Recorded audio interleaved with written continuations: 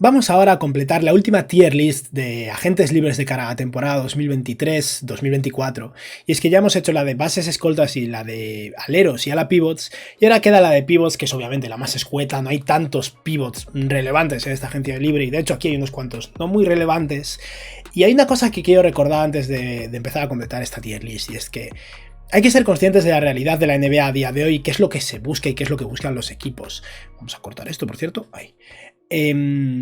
Los pivots son los jugadores menos valiosos de la NBA a día de hoy. Hay unos cuantos que son útiles, pero el objetivo de un pivot actualmente es defender a un nivel muy alto, ser el ancla defensiva del equipo y generalmente operar en el pick and roll y finalizar cerca del aro, a menos que sea una auténtica bestia ofensiva o un jugador de calibre MVP, como es el caso de Embiid o Jokic. Por lo que muchos de estos pivots, tal vez hace 5 años hubieran tenido un mercado superior y a día de hoy vais a ver que, por lo menos desde mi percepción, pocos van a superar ese rango de mid-level y en general creo que voy a tender a infravalorar el mercado de varios de estos jugadores, pero sospecho que cuando llegue a la agencia libre veremos que estoy bastante en lo cierto. Y nada, veis que esta tier list, como siempre, va desde 35 millones de dólares a jugadores cobrando menos de 5 millones. Va a haber muy pocos jugadores en esta zona alta, os lo anticipo ya, pero vamos a empezar y a ir completándola rápidamente. En primer lugar, Luka Garza es un jugador que se ha ganado después de ser cortado por los Pistons y estar en la G-League. Se ganó otro contrato con los Timberwolves y es un jugador cobrando la mínima que llegó a forzar su hueco dentro de esa plantilla, pero la realidad es que Luka Garza, pese a haber sido un jugador increíble en la universidad y un talentazo, ¿no? Y si no me equivoco, el ganador del premio jugador del año hace un par de años en la universidad, es un tío que o se aferra a la NBA por poco o probablemente se va a ir de la liga. Creo que si sigue en la NBA será por la mínima del veterano. Otro jugador que si sigue será por la mínima del veterano es Robin López.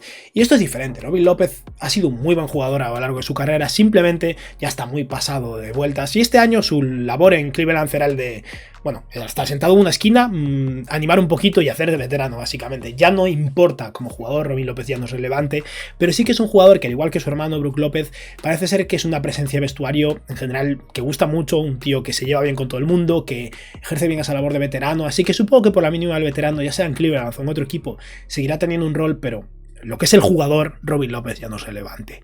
Y un jugador que me sorprende que haya seguido siendo relevante hasta ahora es DeAndre Jordan, que está en una situación similar. Creo que en general funcionan los vestuarios y por eso, aún contra todo pronóstico, este año se ha pasado toda la temporada en la plantilla de los Denver Nuggets. Es DeAndre Jordan, no sé si ya había dicho su nombre o no, pero DeAndre Jordan hasta ha tenido que jugar en ocasiones y eso es un problema de Denver por falta de profundidad, no es un mérito de DeAndre Jordan. Yo personalmente a él sí que ya ni lo mantendría, pero bueno, si sigue será por la mínima del veterano para hacer de líder del equipo, ¿no? En algún supuesto, ya sea en Denver o en otro lado. Vamos a ser ahora un poco más positivos y a buscar a alguien un poquillo mejor. Y esto tal vez os sorprenda, pero vamos a poner a Drew Eubanks aquí, en el rango de entre 12 y 5 millones de dólares. Y lo cierto es que está más pegado a esos 5 millones de dólares, ¿no? Pero Drew Eubanks, que es un jugador que, sinceramente, cuando llegó a la NBA hace unos años en los San Antonio Spurs, me parecía literalmente un jugador genérico del 2K. O sea, era un tío que yo no conocía de nada hasta que debutó en la NBA y que no es que destacara en absoluto, pero poco a poco ha ido evolucionando hasta convertirse en un pivot que trabaja duro, un defensor con bastante impacto y en ataque no es una locura, pero cumple su labor. Y en los Blazers, creo que a lo largo de la temporada ha llegado a un punto en el que en ocasiones ha superado a Jusuf Nurkic, que es parte mérito de Eubanks y parte de mérito de Nurkic, ¿no? Pero me gusta, ya sea para Portland o para otro equipo, como un jugador que firma un contrato de 2 años, 10 millones de dólares, digamos, nada increíble, pero sí. Y si no llega a los 5 millones, tal vez cobre unos 4 así, pero creo que ha jugado lo suficientemente bien como para no cobrar la mínima del veterano, y es algo que no me hubiera esperado de este jugador hace un poco. Por otra parte, vamos a volver un poco a... Bueno, esta tier de abajo va a estar llena, pero vamos con Kaminsky, por ejemplo. Está ahora mismo los Houston Rockets después de llegar ahí de intercambio desde... Ya no recuerdo si... Creo que Atlanta. Kaminsky hace un par de años tuvo un rol interesante en Phoenix, pero luego tuvo una lesión que acabó su temporada y desde entonces no ha vuelto a ser relevante. Y ni siquiera estoy seguro de que vaya a seguir en la liga, pero si sigue será por la mínima del veterano. Vamos ahora con alguien un poquito más interesante. Vamos a hablar de Jakob Poeltl. Poeltl está en una situación privilegiada. Primero porque, bueno, cuando completemos la tier veremos qué jugadores me parecen más relevantes de esta agencia libre, ¿no? Pero es uno de los pivots más relevantes de esta agencia libre y hay un equipo que tiene sus derechos verdes y en consecuencia puede pagarle más o menos lo que sea dentro de sus limitaciones, y que acaba de pagar un pick de primera ronda por él. Y esos son los Toronto Raptors, que enviaron su pick de 2024 a los San Antonio Spurs, y en consecuencia tienen incentivos de sobra para querer pagarle, y Poeltl va a ganar bastante dinero. Aún así estamos hablando de un tío que es uno de los pivots más cotizados de esta agencia libre, y yo creo que va a ganar ni siquiera 20 millones de dólares por año, tal vez unos 18 millones por año. No creo que más. He de decir que en general los Toronto Raptors, para ser un equipo que en general se alaba bastante por su gestión, ¿no? Por la gestión de Masai Ujiri, creo que son mejores identificando talento que firmando contratos, porque han hecho bastante mierda en general con cosas como el contrato de Gary Trent, que era un contrato demasiado corto, o el contrato de Ken Birch, que era un contrato demasiado grande y demasiado largo. Así que no me fío mucho de Masai Ujiri, no me sorprendería que le pague 24 millones, pero de entrada yo diría que Jakob Poeltl tiene un mercado más de 18, 19 millones de dólares por año, y ese es uno de los pivots más importantes de esta agencia libre. Por otra parte tenemos vamos a poner aquí un par de relevantes. Cody Zeller no estuvo en la NBA hasta el final del año, donde entró en Miami, bueno, ahora es un tío de rotación en playoffs, pero si sigue será por la mínima en otro lado. Dwayne Dedmon es otro que creo que ya está bastante acabado, después de ser cortado por los Spurs, porque Miami no tenía ningún tipo de rol para él, lo enviaron a San Antonio lo cortó y luego se fue de rebote a los 76ers y bueno, ahí está. Pero bueno, a lo mejor se lleva un anillo o desde luego llega lejos este año en playoffs, pero no creo que Dwayne Dedmon vaya a tener mucho mercado en agencia libre. Vamos a intentar buscar. Es difícil encontrar cosas interesantes aquí, pero vamos a ir con alguien un poco más potente. Christian Wood. Christian Wood pone números de tío que debería cobrar 20 millones de dólares. Estaba cobrando como unos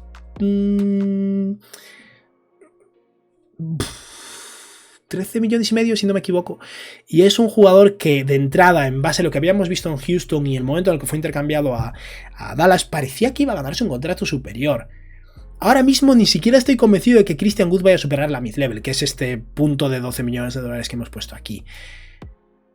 Para empezar, creo que es muy posible que no sigan Dallas, porque la situación entre Christian Wood y Jason Kidd creo que es bastante insostenible. Jason Kidd no lo quería, básicamente no quería jugarlo, y pese a que fuera el tercer mejor jugador ofensivo de su equipo, estaba muy limitado a nivel de minutos, pero no estoy seguro de si va a haber muchos equipos interesados en él.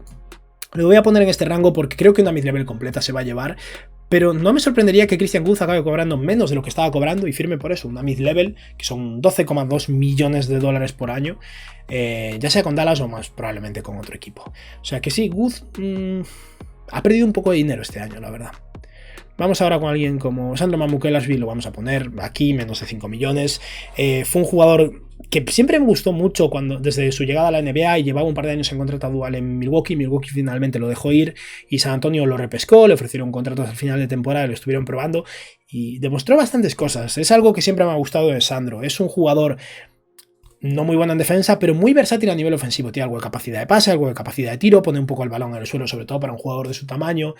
Y al final, en este proyecto joven que es San Antonio, tiene oportunidades de experimentar. Y tal vez no sea tan buen jugador y simplemente ponga buenos números en un mal equipo, pero creo que he demostrado suficiente como mínimo para tener otra oportunidad. Me imagino que seguirá en San Antonio y no creo que vaya a cobrar más de la mínima, un poquillo más, tal vez unos 3 millones por año, pero eso, más de 5 millones no creo que vaya a cobrar. Podemos poner aquí a Marjanovic, un mega veterano, todo el mundo lo adora, parece ser que es un jugador que realmente funciona en los vestuarios, así que puede que se quede incluso en Houston, pero eso, vaya donde vaya será por la mínima del veterano, porque lo que es en el campo ya no aporta gran cosa. Mo Wagner, el hermano de Franz Wagner, es un jugador que hubo un momento en el que literalmente creo que su hermano salvó su carrera, porque hace 2 años, cuando los Magic draftearon a Franz Wagner, ficharon también a Mo Wagner, yo creo que para que le hiciera compañía, ¿no? y le ayudara un poco a integrarse en la NBA, pero estamos hablando de un jugador que había sido un pick de primera ronda hace unos años y que no había funcionado del todo, un 5 capaz de tirar un poco de 3, no muy bueno en defensa, pero que se esforzaba, y creo que este año en Orlando ha tenido sus flashes y ha demostrado más. Aún así, no creo que vaya a ser un jugador que vaya a tener muchísimo mercado, pero puede que se quede en Orlando por más de la mínima, pero un poco en esta línea Drew Evans, tal vez un poco menos de mercado que Drew Evans. Lo voy a poner aquí, pero eso, tal vez firme por 4 millones, digamos. Jackson Hayes. Jackson Hayes es agente libre restringido. Fue el pick 8 de su draft, o sea que obviamente fue un pick muy alto. Todavía es muy joven, tiene 22 años, es súper atlético, pero este año ha jugado menos que el año pasado. Y eso es un un punto a tener en cuenta y algo muy negativo para él, porque no es que Zion haya jugado sobre todo al final de la temporada. Aún así es versátil a nivel posicional. Hace 2 años, cuando más destacó en New Orleans, jugaba tanto de 4 como de 5, y creo que los Pelicans no tienen ningún tipo de cabida para él. Ya he hecho a fecha de grabación de esto mis planes para los Pelicans y la situación es bastante insostenible a nivel salarial y creo que lo van a tener que dejar ir.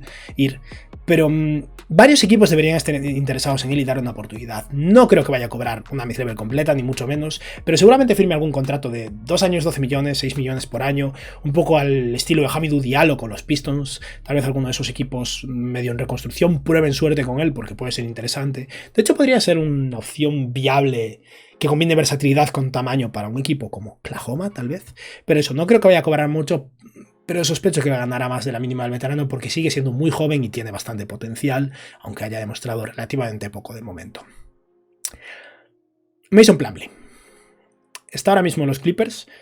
A fecha de grabación de esto, la serie entre Phoenix y los Clippers está todavía en activo. Seguramente veáis esto unos cuantos días después, así que quién sabe, pero Plumlee ha jugado.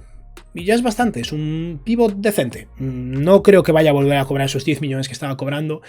No me sorprendería que cobre la mínima del veterano, pero viendo este mercado, Plumlee es mejor que Garza, Robin López, DeAndre Jordan, Kaminsky, Zeller. Es el mejor de estos jugadores y, bueno, es mejor a día de hoy que Jackson Hayes, simplemente hay una diferencia de edad enorme, y probablemente mejor que Drew Evans, así que lo vamos a poner aquí. Algún equipo podría estar dispuesto a ofrecerle unos 6, 7 millones, un contrato no muy largo. Desde luego, eso, de entre las opciones que hay, pues es relativamente bueno, lo cual habla una vez más de cómo está esta agencia libre, porque Plumlee ya no es un gran defensor, solo es un buen reboteador, un pasador competente para su tamaño, un tirador terrible y, bueno, un jugador que eso, es grande. Y dentro de lo que cabe, pues hace alguna cosa. En fin. Vamos con alguien como Naz Reid. Creo que Naz Reid es uno de los agentes libres en esta posición más interesantes de todos. Por 2 cosas. Primero, que es joven. Y segundo, que no es agente libre restringido, no tiene una restricción con los Timberwolves. En Minnesota seguro que les encantaría quedárselo, pero también van a estar limitados a nivel salarial y tienen a Karl Anthony Towns y a Rudy Gobert. Pero creo que varios equipos van a estar dispuestos a ofrecerle la mid-level completa, sus 12,2 millones de dólares. Y ojo que algún equipo no intente pagarle más, porque al final siempre puede intentar arreglar un sign and trade con Minnesota. Y no me parece descabellado que Naz Reid se vaya a algún equipo cobrando 14 o 15 millones. Es muy bueno a nivel ofensivo y un jugador que cada año demuestra cosas nuevas. Me gusta mucho y creo que va a tener más mercado que Christian Wood, sinceramente. Vamos ahora con Jock Landale, lo voy a poner aquí. Ha sido mejor de lo esperado en Phoenix este año, aún así no creo que vaya a cobrar más de la mínima del veterano, un poquillo más, y lo mismo para Bismack Biyombo. Los 2 pivots suplentes de los Suns creo que han demostrado lo suficiente para seguir en la NBA, pero no creo que vaya a tener mucho mercado. Y vamos ahora a hablar de uno de los grandes perdedores de este cierre de mercado en Thomas Bryant. Thomas Bryant estaba jugando realmente bien en Phoenix. Es un jugador que a nivel defensivo es posiblemente el peor pivot de la NBA, uno de los peores. A nivel ofensivo es bueno, hasta un punto en el que es bastante productivo, pero claro, tiene que ser realmente bueno en un lado del campo para compensar lo otro. Y fue intercambiado en el cierre de mercado a los Nuggets, que querían un pivot mejor que DeAndre Jordan, lo cual no es pedir mucho, para hacer de suplente de Jokic, y ha llegado el punto en el que no está ni en la rotación de Denver. Así de mal está jugando Thomas Bryant. Y parecía que había ganado mucho dinero, se había ido a los Lakers a cobrar la mínima del veterano con esperanzas de ganar más, y hubo un momento en el que parecía que de verdad lo estaba justificando, y todo depende de si algún equipo se queda con la primera mitad de temporada de Thomas Bryant o con la segunda, pero creo que si cobra más de la mínima no ha demostrado suficiente como para escalar más, y es lo que decía antes, a los pivots a día de hoy se les paga más por su impacto defensivo o por una habilidad ofensiva extraordinaria, estilo Naz Reid o Christian Wood, que son realmente buenos en ataque. Thomas Bryant es tan malo en un lado del campo que es complicado. Vamos con Metu, lo voy a poner aquí. Chimezie Metu es un pivote atlético que hace algún tapón, pero no es tan bueno tampoco a nivel defensivo. Hubo un momento en el que, bueno, le quitó el trabajo a Richard Holmes en Sacramento, ahora se lo ha quitado a Alex Len, de hecho, pero eso es un jugador que puede que siga en Sacramento, puede que se vaya a otro lado, no creo que vaya a cobrar más de la mínima. Pero vamos a hablar de Alex Len. A fecha de grabación de esto, Alex Len está siendo muy bueno, pero bueno, van un par de partidos de playoffs, ya se verá cómo avanza. Len a lo largo de toda la temporada apenas ha jugado, y creo que a menos que de verdad los Kings lo hagan muy bien y Len se vuelva el suplente de Sabonis y alguien que realmente produzca durante bastante tiempo. No creo que vaya a superar esta tier. Puede haber un universo en el que si Sacramento llega a finales de conferencia y Alex Len es un jugador importante para ellos, entre aquí. De entrada lo vamos a poner aquí porque estamos basándonos mucho en los acontecimientos más recientes, ¿no? Pero es un pivot grande y relativamente decente en los tableros, pero bueno, tampoco es que haya demostrado suficiente de momento como para ganarse más que esto. Vamos con Dwight Powell y lo voy a poner aquí. Powell le estaba cobrando demasiado, cobrando como unos 10 millones de dólares más o menos en los maps, pero creo que Dallas va a querer retenerlo. Al final Dwight Powell es uno de los jugadores que más conoce a Luka Doncic, lo cual creo que es importante a día de hoy para Dallas, porque ya bastantes jugadores que tienen buena relación con él se han ido alejando del equipo, ¿no? Y no creo que vaya a volver a cobrar los 10 millones de dólares que cobraba, y desde luego se le queda grande ese rol de pivot titular en Dallas, pero probablemente un rol de suplente cobrando unos 5 o 6 millones por año, los maps tengan motivación de sobra para retenerlo, porque trabaja duro, hace su labor a un nivel adecuado, simplemente ese rol de titular es demasiado para él, pero como suplente, Dwight Powell no está mal. Vamos con Paul Reed. Paul Reed es un jugador que siempre me ha gustado desde la noche del draft en la que lo seleccionaron los Philadelphia 76ers. A Doc Rivers no le gustó nada durante bastante tiempo, pero este año se ha visto forzado a jugarlo en parte gracias a Montrezl Harrell, que no está aquí porque tiene una opción del jugador de la mínima al veterano que va a tomar, porque si no, no estamos seguros de si va a tener trabajo. Creo que la va a tomar y por eso no lo he incluido aquí.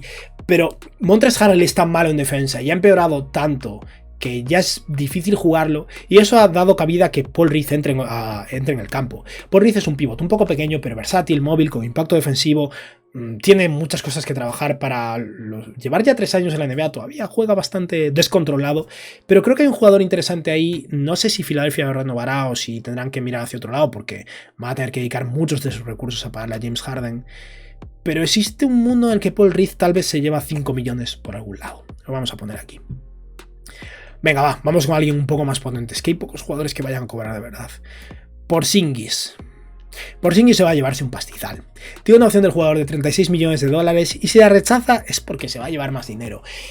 Cabe la posibilidad de que llegue a un acuerdo con los Wizards y rechace su opción de 36 millones y renueve por 4 años y un poco menos, un salario medio de tal vez 32 millones de dólares. De hecho lo voy a poner aquí, pero Porzingis tiene la suerte de estar en Washington. Los Wizards son un equipo que ahora mismo está empeñado en ser competitivo, aunque no les llegue con lo que tienen. Acaban de despedir a su general manager, de hecho, por no lograr que su equipo sea competitivo, cuando no es lo que debería intentar lograr en la situación que están ahora mismo. Pero bueno, esos son problemas míos ya. Pero la realidad es que Porzingis está en una situación de poder en Washington, porque si quieren ser competitivos, lo quieren a él junto a Bradley Beal. Acaba de tener un año muy bueno en el que se ha mantenido sano, y si rechaza su opción de 36 millones, no va a ser para firmar por 20. Yo creo que va a firmar mínimo, eso, 4 años, 120 millones de dólares. Puede que incluso se lleve más de 35 por año, pero vamos a dejarlo aquí. Esta tier de 35 a 30 millones de dólares. Y creo que va a ser el pivot que más gane de esta agencia libre. El contexto hace mucho. Kevin Love lo vamos a poner aquí. Empezó muy mal en Miami, últimamente ha aportado más después de haber sido cortado por los Cavs, pero está en una situación en la que los Heat no tienen sus derechos porque llegó como jugador de buyout, así que tienen sus derechos non-birth, no es que puedan pagarle más. Miami no es que vaya sobrado de dinero, y no creo que vaya a haber tantos equipos interesados en un jugador de su edad con su falta de impacto defensivo. Todavía es un buen tirador de 3 y cuando tiene el partido es útil, hay otros que no vale la pena. Puede que alguien nos sorprenda y le pague más y acabe aquí, pero de entrada lo vamos a poner aquí. Creo que Kevin Love se irá por la mínima del veterano. Doug Gibson, veteranísimo, lo vamos a poner aquí. Es un jugador estilo Robin López, no tan importante por lo que aporta al campo a día de hoy, pero lleva ya unos cuantos años siendo el veterano de turno, ¿no? Lo hizo en New York y ahora en Washington. Puede que este año se le acabe porque de cabeza diría que debe tener como 36 años o así, pero tal vez siga un año más. Si sigue, desde luego será por la mínima. Gorgui Dieng es lo mismo, un veterano. De hecho, gusta mucho en San Antonio porque lo tuvieron que cortar para hacerle hueco a Dwayne Dedmon, para luego cortar a Dedmon y volver a ficharlo. Y ya lleva un par de años ahí. Tal vez siga por la mínima el veterano en San Antonio, pero ya no le da para más. Y venga, vamos a acabar con 2 jugadores más potentes. Queda por ahí Omer Jurseven. Jurseven ha tenido mala suerte, porque este era el año en el que tenía cabida en Miami, porque con Bam Adebayo como el jugador principal había un hueco por detrás, porque competía básicamente contra Dwayne Dedmon, pero se lesionó al principio de la temporada, se cayó de la rotación, se perdió varios meses, y tras volver no consiguió integrarse en la rotación de Miami, y el hecho de que salga agencia libre después de un año inexistente a nivel de productividad hace que muy posiblemente no vaya a ganarse un gran contrato. Puede que Jurseven intente firmar un contrato corto, ya sea con Miami o con otro equipo, para intentar demostrar lo que vale, y no creo que sea un jugador súper potente, pero tal vez si juega bien dentro de un año o dos consiga entrar en el siguiente rango. A día de hoy el ejemplo es demasiado pequeño y creo que eso, cobrará a la mínima poco más. Y quedan dos pivots de los potentes, Nikola Vucevic y Brook López. De Vucevic he hablado hace poco porque ya he hecho mi vídeo de mis planes para agencia libre de cada uno de los equipos, ¿no? Y Vucevic, comparándolo con Jakob Poeltl, podríamos decir que son jugadores con rangos similares porque son muy diferentes. Poeltl es un muy buen defensor, Vucevic es un buen jugador ofensivo, en defensa tiene sus limitaciones. He de decir que Chicago como mínimo ha conseguido funcionar a nivel defensivo, pero tampoco es que sea mérito de Vucevic. Pero pese a haber sido un jugador que ha sido All-Star en varias ocasiones y sigue produciendo un nivel alto en Chicago, puede que Vucevic incluso acabe cayendo a esta tier. No creo que vaya a haber tantos equipos con margen salarial que quieran un jugador como Vucevic, que además tiene 32 años. De hecho, me voy a mojar y lo voy a poner aquí. Puede que renueve con Chicago cobrando unos 20 millones, no creo que vaya a cobrar mucho más, tal vez 22. Pero no me sorprendería tampoco que acabe cobrando unos 17 o 18. A ver, es más fácil que caiga aquí, pero digamos que creo que está en el rango bajo de esta tier. Vucevic, para la carrera que ha tenido y lo que ha producido, no creo que vaya a tener mucho mercado. Es un pívot demasiado vulnerable a nivel defensivo. Y por otra parte tenemos a Brook López. Brook López tiene 34 añazos, acaba de tener el mejor año defensivo de su carrera, y es agente libre en Milwaukee, un equipo que tiene que lidiar con la agencia libre de Chris Middleton. El tema es que Milwaukee no creo que tenga ningún interés en dejar ir a Brook López. Y Brook López es un jugador que no creo que tenga mucho interés en cambiar de equipo. Aún con su edad, seguro que varios equipos estarían dispuestos a ofrecerle como mínimo una mid-level completa. Tal vez Dallas, por ejemplo, aunque tenga 34 años, estaría interesado en él. Pero López me parece un jugador que está realmente cómodo en Milwaukee y probablemente vaya a querer quedarse ahí. Ahora mismo cobraba unos 12 millones de dólares y sospecho que renovará por Milwaukee, no por una cuantía gigantesca ni mucho menos, pero Milwaukee le pagará 3, 4 años, tal vez 15 millones por año. Yo creo que se va a quedar en esta tier. Y obviamente es un contrato que puede ser problemático a medio plazo, porque su edad no es una broma. Pero bueno, mientras siga capaz de tener el impacto defensivo que está teniendo y de meter sus triples, va a ser un buen contrato. Aún así, no creo que Brook López vaya a superar este contrato. No creo que nadie en agencia libre se vaya a volver loco intentando conseguirlo por este precio. Aunque tiene un impacto a día de hoy de este rango. Y creo que acabará quedando aquí. Y nada, con esto hemos finalizado esta tier list de pivots de cara a la agencia libre 2023. Como veis, el mercado es mínimo, casi todos son jugadores de la mínima del veterano. Varios de los que he puesto en la siguiente tier podrían estar abajo: Drew Evans, Dwight Powell, Paul Reed, incluso Jackson Hayes y Mason Plumlee. Cualquiera de estos jugadores podría acabar aquí abajo, pero he intentado ser un poco optimista. Y creo que los únicos pivots que de verdad van a tener mercado son Naz Reid y Brook López, porque estos tres van a renovar con sus equipos básicamente, y Christian Wood no tengo ni idea. Y nada, esto ha sido todo por hoy, espero que os haya gustado el vídeo y que tengáis un buen día. Adiós.